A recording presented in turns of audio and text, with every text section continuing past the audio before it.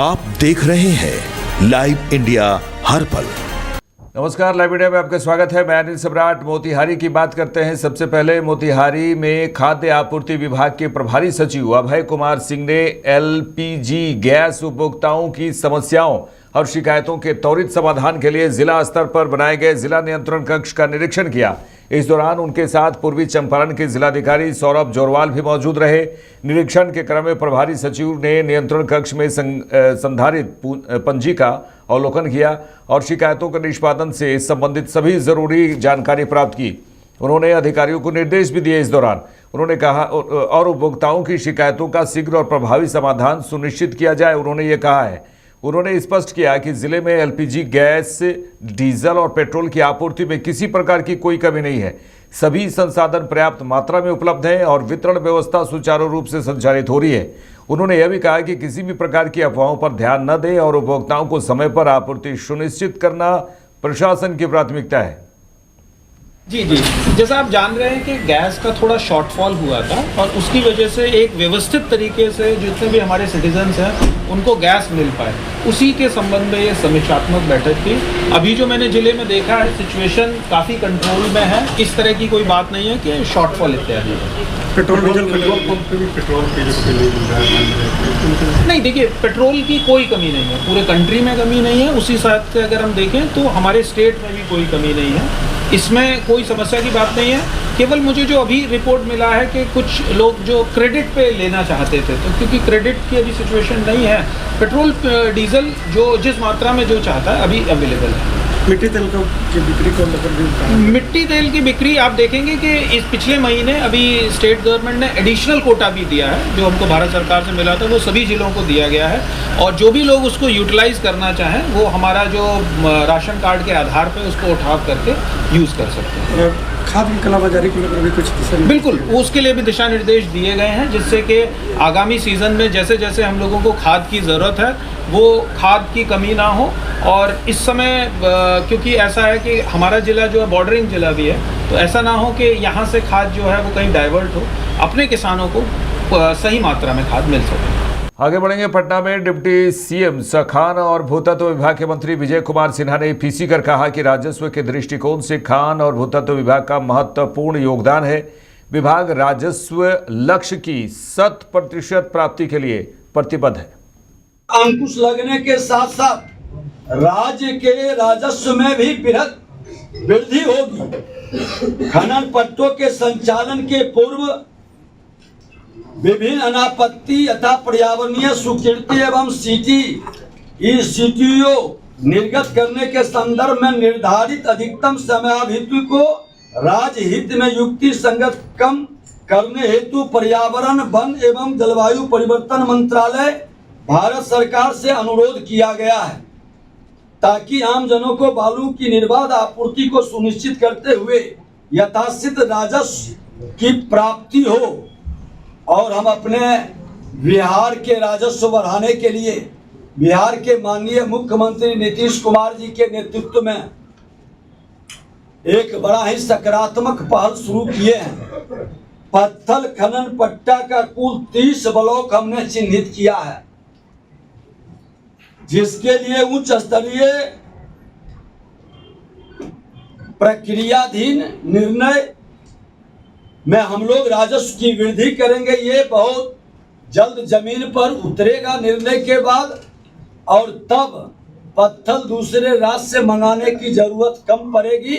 मेरा बिहार का राजस्व भी बढ़ेगा और हमारे लोगों को रोजगार का अवसर भी बनेगा। मैं आपको ये बता देना चाहता हूं कि आज राजस्व बढ़ाने के लिए जो खनन विभाग ने कदम उठाया और जिस तरह से हम लोग बालू की नीलामी, संचालन, मॉनिटरिंग, आम लोगों का, खास करके हमारे डिजिटल योद्धा, प्रेस मीडिया के बंधु, सब लोगों का सहयोग मिला है और जिसके कारण बिहार का राजस्व बढ़ा है। बिहार के विकास में हमारे राजस्व की भूमिका बढ़ी है। हम सब के प्रति आभार और धन्यवाद व्यक्त करते हुए अपने नेतृत्व बिहार के माननीय मुख्यमंत्री नीतीश कुमार जी और देश के प्रधानमंत्री नरेंद्र मोदी जी का, दोनों के उत्साहवर्धक स्नेह के कारण, सेवा के कारण हमने बिहार के अंदर एक पारदर्शी वातावरण का जो वातावरण बनाया है, ये आगे भी बेहतर ढंग से चलेगा। हम ये भी सुनिश्चित करने का प्रयास किया है और अगले 26 और 27 में मेरा और राजस्व बढ़े, मेरे बिहार के अंदर रोजगार का अवसर बढ़े और जो माइंस डिपार्टमेंट, खनन विभाग अपराधियों का, माफियाओं का गढ़ समझा जाता था, अब वह गढ़ ध्वस्त हो चुका है। अब ये खनन विभाग रोजगार का और राजस्व का बृहद क्षेत्र बन रहा है और जब बृहद खनन के क्षेत्र में जा रहे हैं तो उसमें भी आने वाले वर्ष में केंद्र सरकार के सहयोग से बिहार और आगे बढ़ेगा। हमारी ये पूर्ण विश्वास है और बिहार के नौजवानों को रोजगार का अवसर में बेहतर भागीदारी मिलेगी, ये भी हमारी शुभकामना है। देश भर में आज से यानी 1 अप्रैल 2026 से जनगणना की प्रक्रिया शुरू हो गई है। इस जनगणना को जनगणना 2027 नाम दिया गया है। आपको बता दें कि जनगणना की प्रक्रिया जो शुरू हुई है, इसको लेकर पूरे देश भर में ये जो प्रक्रिया शुरू हुई है, इसको लेकर सभी घर घर जाकर डोर टू डोर कैंपेन करने के बाद वो जनगणना की प्रक्रिया शुरू है और इसको लेकर जो है राजद ने इसका विरोध किया है थोड़ा। उन्होंने इसका पहला चरण बता दें कि 30 सितंबर 2026 तक चलेगा और इस बार पूरी प्रक्रिया डिजिटल माध्यम से कराई जा रही है। इसी मुद्दे पर राजद प्रवक्ता एजाज अहमद ने स्पष्ट तौर पर कहा है कि विपक्ष की लंबे समय से मांग रही है कि जनगणना में जातीय जनगणना को जो कॉलम जोड़ा जाए ताकि पिछड़ा, अति पिछड़ा, दलित और महादलित वर्ग को सही तरीके से इसका लाभ मिल सके।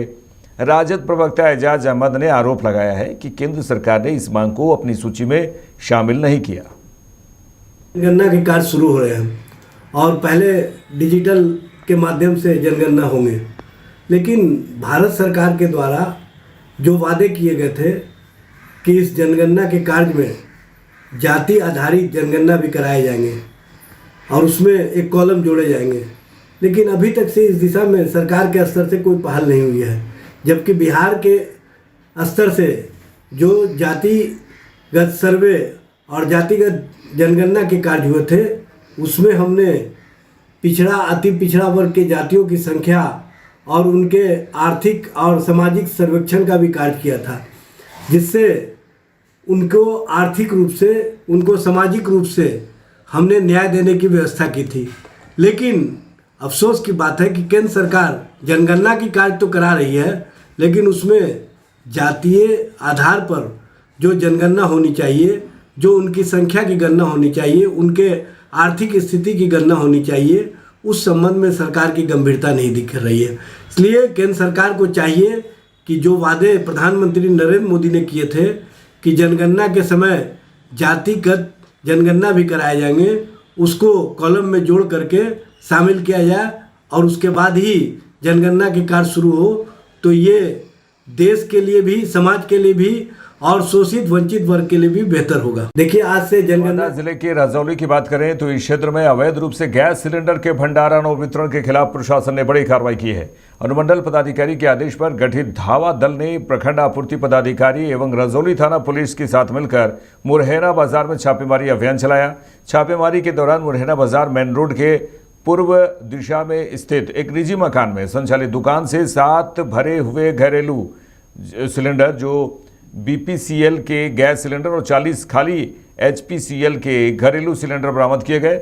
मौके पर मौजूद व्यक्ति ने अपना नाम विजय कुमार बताया है, जिसने स्वयं को दुकान का संचालक स्वीकार किया है। इसके बाद टीम ने मुरैना बाजार के पश्चिम दिशा में स्थित एक अन्य दुकान पर छापेमारी की।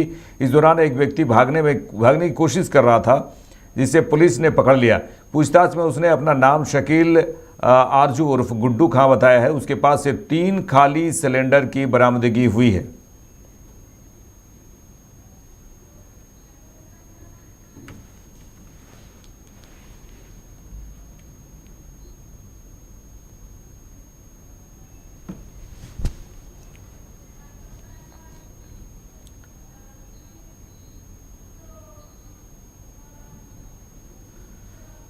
मंगलवार की बात करें तो मंगलवार को दानापुर थाना अंतर्गत आरपीएस काली मंदिर रोड स्थित एक ज्वेलरी शॉप में 2 बाइक पर सवार 4 अज्ञात अपराधियों द्वारा लूट की घटना को अंजाम दिया गया। गुप्त सूचना मिलते ही जो सूचना प्राप्त हुई उसके बाद पुलिस द्वारा त्वरित कार्रवाई करते हुए घटनास्थल पर पहुंचकर मामले की जांच प्रारंभ कर दी गई। घटनास्थल से साक्ष्य संकलन के लिए एफएसएल टीम को बुलाया गया। आसपास लगे सीसीटीवी कैमरों को पुलिस के द्वारा खंगाला जा रहा है।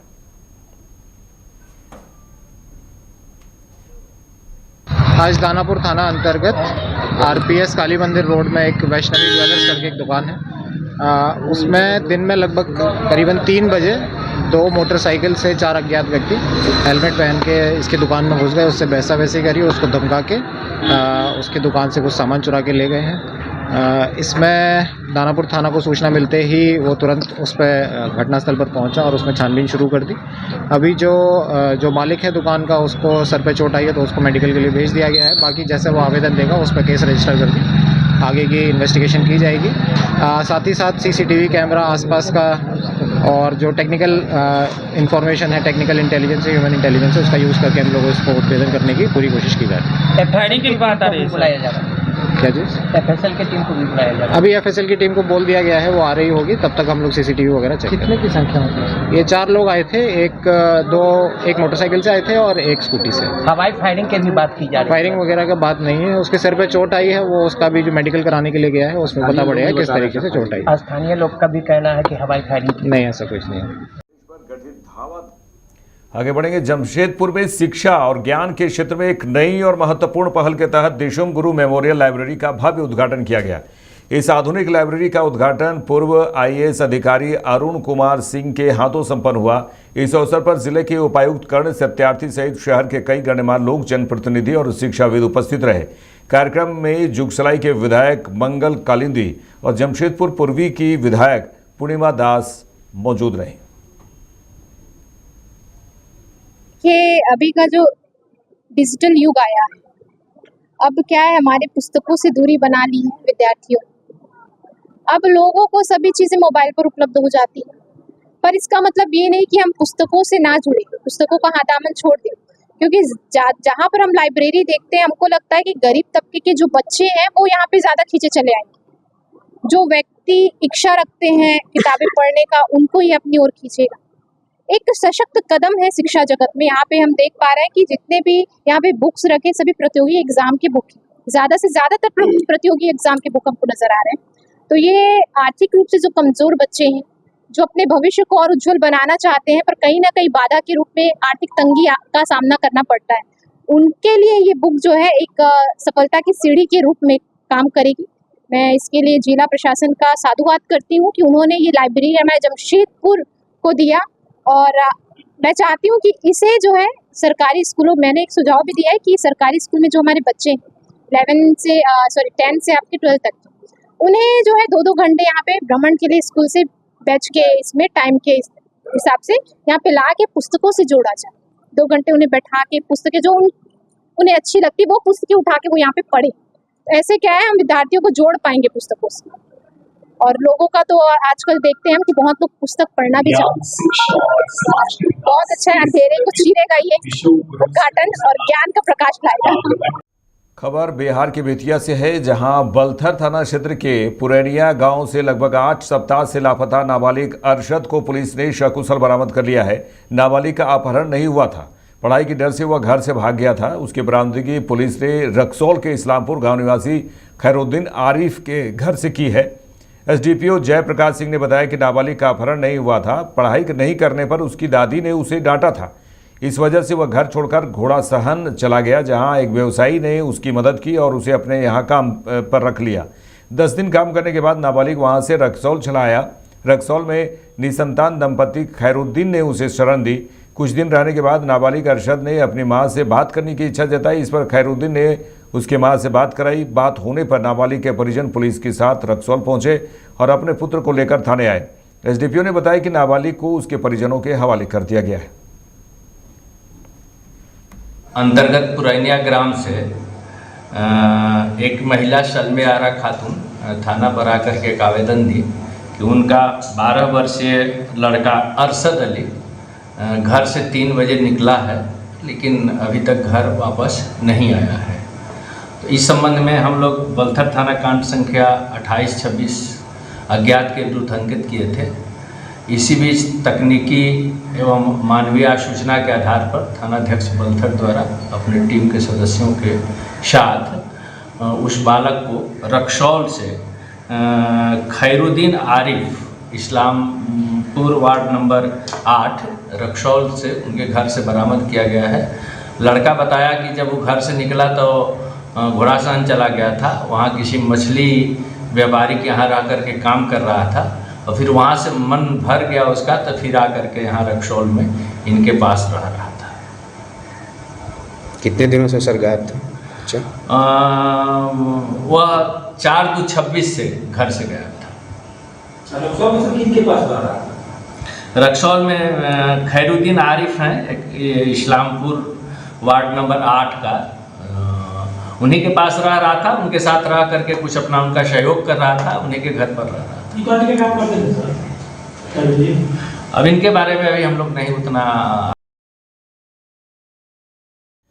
जहानाबाद जिले के सदर प्रखंड स्थित किनारी प्राथमिक कृषि साख समिति पैक्स में रबी विपणन वर्ष 2026 के तहत गेहूं अधिप्राप्ति कार्य का विधिवत शुभारंभ किया गया है। इस मौके पर बड़ी संख्या में किसान और स्थानीय लोग उपस्थित रहे। इस अवसर पर बिहार सरकार के सहकारिता मंत्री प्रमोद चंद्रवंशी ने किसानों से सीधे संवाद किया और उनके हित में कई महत्वपूर्ण बातें कहीं। उन्होंने कहा कि बिहार सरकार और केंद्र सरकार की प्राथमिकता किसानों को हर संभव सुविधा उपलब्ध कराना है ताकि उनकी मेहनत का पूरा फल उन्हें मिल सके। जो कल तक जो धान अधिप्राप्ति का जो समय था उसमें हम लोगों ने 99.84% धान की अधिप्राप्ति की, जो अभी तक के सबसे सर्वाधिक धान की अधिप्राप्ति हुई है। और गेहूं की अधिप्राप्ति आज से शुरू हुई है। तो गेहूं में अभी तक कुल पूरे राज्य में 39,423 किसान जो है उन्होंने आवेदन दिया है और जिला में जहानाबाद जिला में 808 किसानों ने रजिस्ट्रेशन करवाया है। और आज किनारी से हम लोगों ने उद्घाटन किया है और पूरे बिहार में आज कहीं जिलाधिकारी इसका उद्घाटन किए, कहीं डीसीओ किए, कहीं तो आज 38 जिला में, बिहार के 38 जिला में धान की अधिप्राप्ति शुरू हो गई है। आपके चैनल के माध्यम से मैं किसान भाइयों से आग्रह करूंगा कि आराम से आप धान की अधिप्राप्ति, धान की कटनी हो, धान की गेहूं के आप जो है आप पैक्स में जाएं, दें 2585 रुपये धान के गेहूं अधिप्राप्ति का जो है वो लक्ष्य है। तो मैं सबसे आग्रह करूंगा कि आप पैक्स को ही यहाँ करीब 18 लाख MT जो है ना, और धान के गेहूँ बार बार धान मुझे आ रहा है, तो गेहूं की अधिप्राप्ति का लक्ष्य रखा गया है। अभी तक कितने किसानों ने रजिस्ट्रेशन कराया है? बताया ना, ये 39,443 पूरे बिहार का? पूरे बिहार का। अच्छा, जहानाबाद की बात करें तो जहानाबाद में 808। हाँ। और सर कब तक लिया जाएगा धान गेहूँ? ये 15 दिन का टाइम है। 15 जून तक 15 जून तक गेहूं का खरीदारी का समय है, तो 15 जून तक लोग अपना दे सकते हैं। सर सहकारिता के माध्यम से और किसानों को उत्थान के लिए क्या क्या है? देखिए, आपकी जानकारी के लिए आपके चैनल के माध्यम से मैं किसान भाइयों तक बात को पहुंचाना चाहता हूं कि भारत सरकार और जो इसके केंद्रीय मंत्री हैं अमित शाह जी, उनका पूरा फोकस है आने वाला 5 साल में कोऑपरेटिव को ज़्यादा वो मजबूती प्रदान करने वाले हैं। और इसके लिए बिहार में भी हम सब लोग काम कर रहे हैं कि हर गांव में दूध का कोऑपरेटिव, हम लोग 45,000 बिहार में गांव है, उस 45,000 गांव में हम दूध की कोऑपरेटिव बनाना चाहते हैं। एक दूसरा, हम फिशरी के क्षेत्र में बिहार आत्मनिर्भर बन चुका है। करीब 99% हम मछली का जो उत्पादन हम बिहार से कर रहे हैं। हम शहद के क्षेत्र में आगे बढ़ने वाले हैं, शहद को हम ज़्यादा प्रमोट करने वाले हैं। उसके बाद भेज फेट सब्जी, इसका बहुत बड़ा डिमांड है पूरे देश में। बिहार के धरती की जो सब्जी है, इस मिट्टी की जो सब्जी है, इसका स्वाद और टेस्ट भारत के किसी राज्यों में ऐसा नहीं है। तो हम भेज फेट के माध्यम से सब्जी उत्पादन में हम आगे इसको और काम करने वाले हैं। और हम सब लोग बिहार में हैं, ऐसे कई ऐसे परिवार हैं जो गरीब परिवार हैं, जो बहुत कुछ उनका नहीं हो सकता है, तो हम बकरी कोऑपरेटिव बना करके हम उनको भी आने वाला समय में हम जोड़ने वाले हैं। चलिए आगे बढ़ेंगे। केंद्रीय मंत्री गिरिराज सिंह ने कहा है कि टीएमसी कान खोलकर सुन ले, बीजेपी पश्चिम बंगाल में आ रही है, बीजेपी आएगी और अंडा मांस मछली भी वहां मिलेगा, लेकिन गाय को काटने पर प्रतिबंध होगा, गोमांस नहीं बिकेगा। बंगाल में आएगी नहीं, आ रही है। टीएमसी कान खोल के सुन ले, बीजेपी आएगी, अंडा भी होगा, मांस भी होगा, मछली भी होगा, लेकिन गाय को काटने पर प्रतिबंध लगेगा, गाय का मांस नहीं बिकेगा। राहुल गांधी कह रहे हैं कि ट्रम्प के इशारे पे चलते हैं प्रधानमंत्री। अरे राहुल गांधी को अपना नहीं पता है कैसे चल रहे हैं। झारखंड कांग्रेस के कार्यकारी अध्यक्ष बंधु तिर्की ने आपको बता दें कि विधानसभा चुनाव पर, असम विधानसभा चुनाव पर कहा है कि मुख्यमंत्री हेमंत बिस्वा शर्मा पर भी उन्होंने निशाना साधा है। उन्होंने कहा है कि मुंगेरी लाल के हसीन सपने देखने दीजिए हेमंत बिस्वा शर्मा को। असम की जनता परिवर्तन चाहती है, लोगों में अंडर करंट है, जनता परिवर्तन चाहती है। उन्होंने जितने वायदे किए थे उसमें से कितने वायदे पूरे किए। इन्होंने असम को बाढ़ मुक्त बनाने का वायदा किया था, लेकिन क्या किया? मुख्यमंत्री ने रोजगार के लिए क्या किया? उन्होंने कहा, बंधु तिर्की ने कहा कि असम के चाय मजदूरों से कितने वायदे किए थे, लेकिन क्या किया? कांग्रेस यहां सरकार बनाएगी और कांग्रेस की जीत होने जा रही है। उसको मुंगेरी लाल का हसीन सपना देखने दीजिए। असम की जनता परिवर्तन चाह रही है और भले डर भय से, चूंकि जिस तरह से ये तांडव मचा के रखा हुआ है, लोगों में थोड़ा डर भय रहता है, इसलिए बोलता नहीं है, लेकिन लोगों में अंडर करंट है, जनता परिवर्तन चाह रही है। जितने भी अपने इनके समय में जो वादा किया था, आश्वासन दिया था, एक भी वादा पूरा किया है तो बता देना चाहिए इसको। यहाँ बाढ़ मुक्त करेंगे बोला था और खुद अपने द्वारा कहा था कि तकरीबन 20 साल में 20,000 करोड़ बाढ़ से नुकसान होता है, कहा था इनके द्वारा। कहा कि यहाँ पर बाढ़ मुक्त तो किया नहीं। खुद माननीय मुख्यमंत्री जी हेमंत बिस्वा खुद ने कहा था कि यहाँ के लोग पलायन कर जाते हैं और 50 लोग महीना में तुम्हारा दूसरे राज्य में हमारे राज्य के लोग मरते हैं, खुद बोला। आपने क्यों नहीं उसके लिए रोजगार का व्यवस्था किया? क्या किया है? जहाँ तक आपका आदिवासी चाय श्रमिकों का सवाल है, उनको भी आपने कहा था कि हम आपको आदिवासी का दर्जा देंगे, माटी का पट्टा देंगे। क्या पट्टा दिया है? मजाक बना कर रखा है, बेवकूफ समझता है। कोई डिजिटल नहीं दिया गया, तमाशा कर मजाक कर रहा है, ये दिया नहीं है। आपका कागज बंटवारा किया कि चुनाव के बात करेंगे, ऐसा भी मूर्ख ना समझे।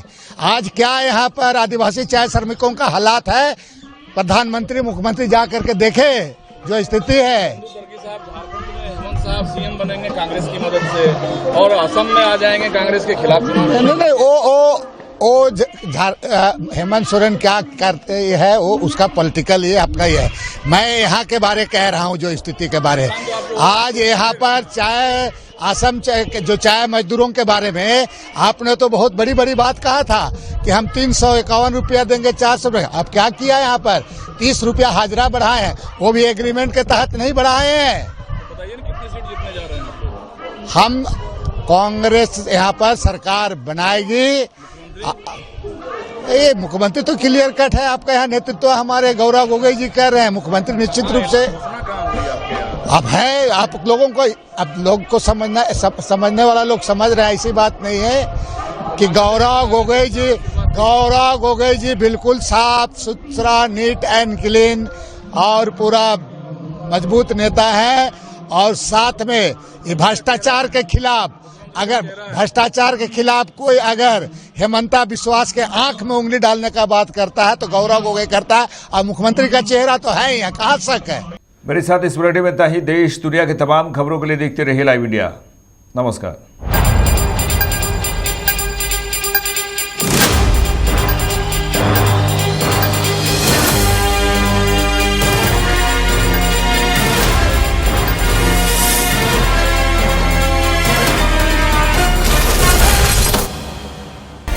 आप देख रहे हैं लाइव इंडिया हर पल।